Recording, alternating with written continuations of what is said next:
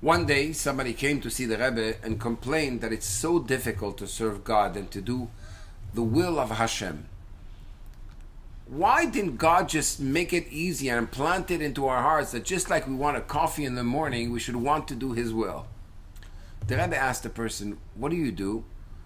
He said, "I'm an artist, I paint."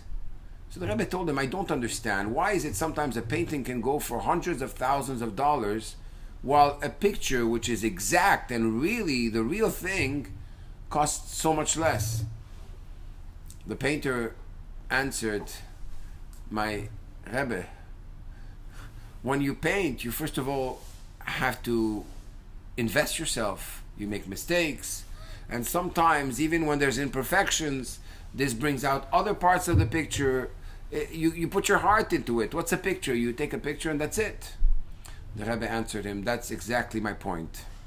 Angels are like pictures. They have no change.